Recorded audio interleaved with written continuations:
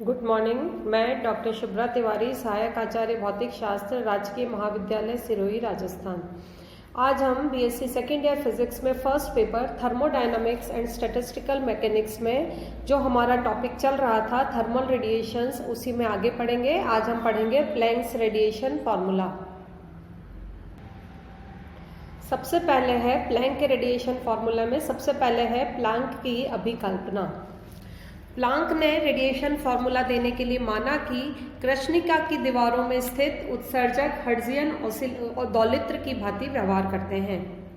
ये दौलित्र ऊर्जा का अवशोषण और उत्सर्जन इस प्रकार करते हैं कि कृष्णिका की दीवारें और विकिरण ऊष्मीय संतुलन में रहते हैं। प्लैंक ने ये माना कि जो ब्लैक बॉडी है उसमें से जो उन्होंने जो ऑसिलेटर्स माने हैं वो ऊर्जा का अवशोषण और उत्सर्जन इस प्रकार करते हैं कि ब्लैक बॉडी की दीवारें और रेडिएशंस हमेशा थर्मल इक्विलिब्रियम में या ऊष्मीय संतुलन में रहते हैं।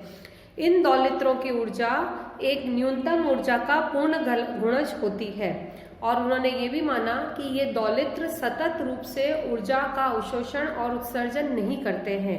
ऊर्जा का अवशोषण या उत्सर्जन कुछ विविक्त पुलिंदों या क्वांटा में के रूप में होता है, अर्थात ऊर्जा जो है वो क्वांटीकृत होती है।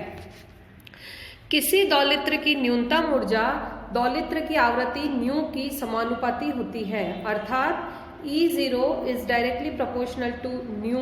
और उन्होंने ये माना कि E0 is equal to h nu. जब उन्होंने ये कहा था E0 दौलित्र की न्यूनतम ऊर्जा, किसी भी दौलित्र की ऊर्जा दौलित्र की आवृत्ति न्यू की समानुपाती होती है, तो E0 is directly proportional to nu. और जब हम प्रोपोर्शनलिटी का साइन हटा रहे हैं तो हमारे पास एक कांस्टेंट आ रहा है जिसको हम H लिख रहे हैं। तो हमारे पास आ रहा है E0 is equal to h nu, जहां पर H प्लैंक एक नियतांक है और इसका मान सभी दौलित्रों के लिए समान होता है। माना कि कुल दौलित्रों की संख्या n है और उनकी कुल ऊर्जा E है, तो एक दौलित्र की औसत ऊर्जा हम लिख सकते हैं E bar is equal to E upon n। मान लीजिए यह है इक्वेशन नंबर 1।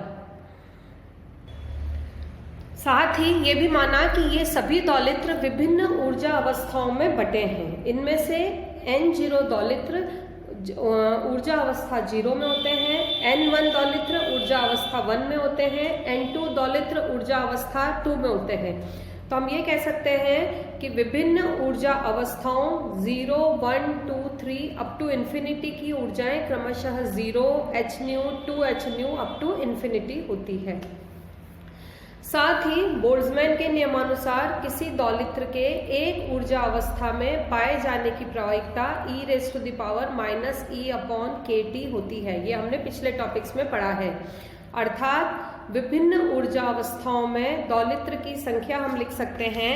प्रथम ऊर्जा अवस्थाओं में दौलित्र की संख्या N1 इज इक्वल टू होगी N0 e⁻⁻ e upon kBT।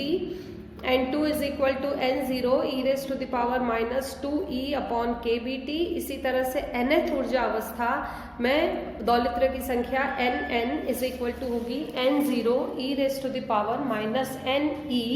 Upon kT, या इसको हम kBT लिख सकते हैं। तो जहाँ पर कि N0 शून्य ऊर्जा अवस्था में विद्यमान दौलित्रों की संख्या है। तो हम ये कह सकते हैं कुल दौलित्रों की संख्या n is equal to summation n is equal to 0 to infinity n of n, या ये हो जाएगा N0 0th ऊर्जा अवस्था में दौलित्रों की संख्या, N1 प्रथम ऊर्जा अवस्था में दौलित्रों की संख्या अप टू n इन्फिनिटी ऊर्जा अवस्था में दौलित्रों की संख्या। हमने ऊपर सबकी वैल्यूज लिखी है तो हम इसको लिख सकते हैं N0 plus N0 e⁻⁻h nu upon kBT plus N0 e⁻⁻2h nu upon kBT up to infinity. इस सीरीज का सम हम लिख सकते हैं N0 upon 1 minus e⁻⁻h nu upon kBT। मान लीजिए यह है इक्वेशन नंबर 2।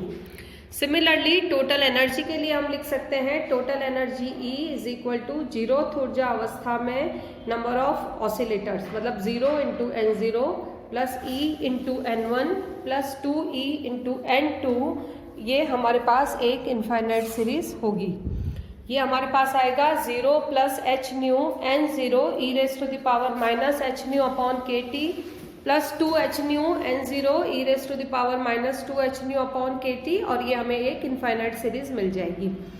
फर्स्ट टर्म 0 हो गई है, बाकी की सारे टर्म्स में से हम N 0 H nu E raise to the power minus H nu upon के टी को कॉमन ले सकते हैं।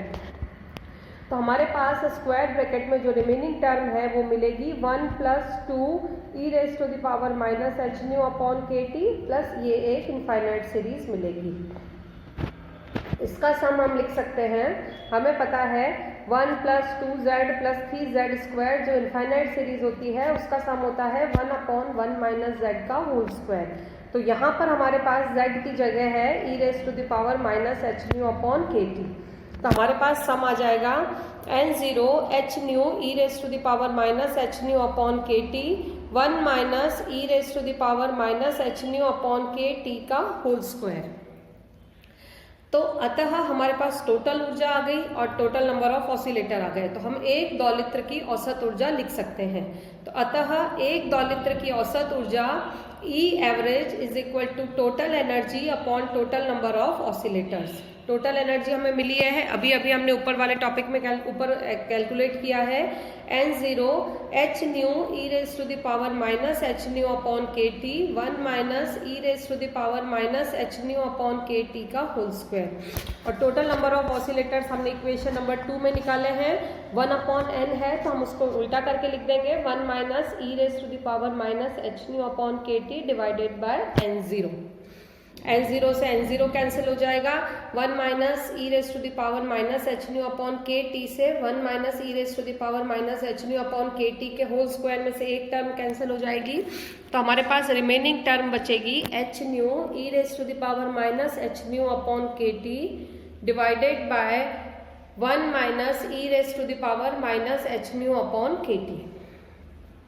डिनोमिनेटर की टर्म में से अगर हम E raise to the power minus H nu upon के टी कॉमन ले लेते हैं तो हमारे पास बचेगा E raise to the power H nu upon के टी माइनस 1। ये जो हमने कॉमन लिया है E raise to the power minus H nu upon के टी, ये न्यूमरेटर की टर्म से कैंसिल हो जाएगा। तो हमारे पास एक दौलित्र की औसत ऊर्जा का एक्सप्रेशन आएगा h nu divided by e raise to the power H nu upon के टी माइनस 1। मान लीजिए यह है हमारे पास इक्वेशन नंबर 3। तो हमें पता है चूंकि आवृत्ति अंतराल न्यू और न्यू प्लस डी न्यू के मध्य प्रति एकांक आयतन में स्थित कंपन विधाओं की संख्या एन न्यू डी न्यू से दी जाती है और उसकी वैल्यू होती है 8 pi nu square upon C cube and D nu. अतः ऊर्जा घनत्व हम लिख सकते हैं कंपन विधाओं की या दौलित्रों की संख्या को एवरेज एनर्जी से मल्टीप्लाई करके। तो ऊर्जा घनत्व हमें मिलेगा u nu d nu is equal to N nu d nu plus average energy. तो ये हमारे पास आ गया 8 पाई न्यू स्क्वायर अपॉन सी क्यूब डी न्यू। ये तो हमारे पास आया दौलित्रों की संख्या या कंपन विधाओं की संख्या, और एवरेज एनर्जी अभी हमने पिछले टॉपिक में निकाली है h nu E raise to the power H nu upon के टी माइनस 1। दोनों को जब हम मल्टीप्लाई करेंगे तो हमारे पास आएगा 8 pi H nu cube upon C cube and D nu E raise to the power H nu upon के टी माइनस 1। मान लीजिए यह है इक्वेशन नंबर 4। ये जो हमें मिला है इक्वेशन नंबर 4, इसे प्लैंक्स रेडिएशन फॉर्मूला या प्लांक का विकिरण सूत्र भी कहते हैं, या कृष्णिका विकिरणों के लिए प्लांक का वितरण नियम भी कहा जाता है। चूंकि हमें पता है न्यू और लैम्डा में रिलेशन होता है, nu is equal to c upon lambda, तो हमें मिलेगा d nu is equal to minus C upon lambda square and d lambda. तो हमें मिला u lambda d lambda is equal to 8 pi h upon C cube, sorry 8 pi h upon C cube. हाँ जी, equation 4 से हमारे पास यही है। New की वैल्यू जब हम लिखेंगे सी अपॉन लैम्डा तो हमें मिलेगा C cube upon lambda cube. D nu की जगह हमें मिलेगा माइनस सी upon lambda square D lambda और E raise to the power H C upon lambda K T minus 1। जब हम इन दोनों टर्म्स को मल्टीप्लाई करेंगे तो हमारे पास मिलेगा 8 pi H C upon lambda 5 D lambda E raise to the power H C upon lambda K T minus 1। ये है प्लैंक का वितरण नियम इन टर्म्स ऑफ वेवलेंथ। अब हम अगर ग्राफिकली प्लॉट करें, एक्स एक्सिस पे हम वेवलेंथ प्लॉट करें और वाई एक्सिस पे हम एनर्जी डेंसिटी प्लॉट करें, तो हमारे पास मिलता है वीन्स का नियम एक्सपेरिमेंटल कर्व के साथ मैच नहीं करता है, प्लैंक का रेडिएशन लॉ और रेले जीन्स लॉ केवल हायर वेवलेंथ रेंज में ही एक्सपेरिमेंटल रिजल्ट के साथ मैच करता है। ये हमने पिछली क्लास में जब रेले जीन्स का लॉ पढ़ा था तब भी हमने पढ़ा था कि हायर वेवलेंथ या लोअर फ्रीक्वेंसी साइड में ही प्लैंक का रेले जीन्स लॉ एक्सपेरिमेंटल रिजल्ट के साथ मैच करता है। अब है हमारा प्लैंक के नियम से रेले जीन्स नियम की व्युत्पत्ति। यदि लैम्डा टी का मान अधिक हो अर्थात दीर्घ तरंग दैर्ध्य और उच्च तापों के लिए hc/kt लैम्डा का मान अल्प होगा, अतः हम लिख सकते हैं e⁻hc/kt लैम्डा -1। इसकी जब हम सीरीज निकालेंगे तो हमें मिलेगा 1 + hc/kb लैम्डा t, ये सीरीज चलेगी -1 से -1 कैंसिल हो गया तो हमारे पास बचा nearly equal to hc/kt lambda. ये वैल्यू हम सब्सटीट्यूट कर देंगे इक्वेशन नंबर 5 में, तो हमें रिजल्ट मिलेगा u lambda d lambda is equal to 8 pi kt/λ4 and d lambda. यही दीर्घ तरंग दैर्ध्यों के लिए रेले जीन्स का नियम है। इसका मतलब है कि प्लैंक के रेडिएशन लॉ से हम हायर वेवलेंथ के लिए रेले जीन्स का नियम व्युत्पन्न कर सकते हैं। अब है प्लैंक के नियम से वीन के नियम की उत्पत्ति। यदि लैम्डा टी का मान न्यून हो अर्थात लघु तरंग दैर्ध्यों के लिए न्यून ताप के लिए, तो इसको हम लिख सकते हैं e⁻hc/λt kb-1 की वैल्यू नियरली हो जाएगी hc/λkbt। तो u लैम्डा d लैम्डा हमें मिलेगा 8 पाई ch/λ5 d लैम्डा e⁻hc/λt। इसको सिंप्लीफाई करेंगे जब तो हमें मिलेगा 8 पाई ch/λ5 e⁻hc/λkt and d lambda. सारी टर्म्स कांस्टेंट है, उसको हम एक कांस्टेंट a मान लेते हैं तो हमें मिलेगा a λ⁻5 function of lambda t। यही वीन का डिस्प्लेसमेंट नियम है। तीसरा है प्लैंक के नियम से स्टीफन बोल्ट्जमैन नियम का प्रतिपादन। चूंकि हम पिछले टॉपिक में निकाल चुके हैं u न्यू d न्यू हमारे पास होता है 8 पाई ν²/c³ h न्यू e⁻hν/kt और d न्यू। अगर हम टोटल एनर्जी निकालना चाहें तो integration of energy density u nu d nu, इसको हम लिख सकते हैं integration of u lambda d lambda. तो ये हमारे पास आया total energy u is equal to integration from 0 to infinity 8 pi h⁻³ and d nu e⁻hν/kt-1। इस इक्वेशन में या इस इंटीग्रेशन में हम मान लेते हैं hν/kt is equal to x, तो हमारे पास आएगा h/kt d nu is equal to dx। या अगर हम d न्यू निकालना चाहें तो d न्यू हमें मिलेगा kt/h एंड dx। तो टोटल एनर्जी u, ये सारे इंटीग्रेशन की वैल्यू हम वापस ऊपर वाले इंटीग्रेशन में सब्स्टिट्यूट कर देते हैं, तो u is equal to integration from 0 to infinity 8 pi h/c³ पहले से था kbt/h⁻³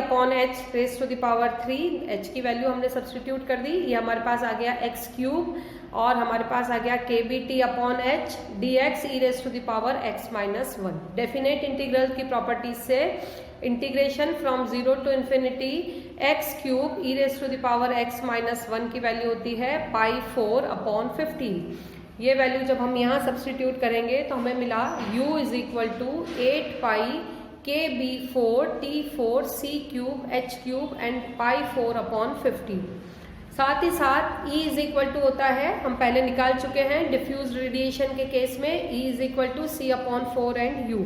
तो c/4 और u की वैल्यू सब्स्टिट्यूट कर दीजिए, सारी टर्म्स कांस्टेंट है तो हमारे पास रिजल्ट आएगा E is equal to σT4। और यही स्टीफन बोल्ट्जमैन का नियम होता है, जहाँ पर सिग्मा जो कि स्टीफन नियतांक कहलाता है उसकी वैल्यू है 2π5 kb4 15 c² एंड h³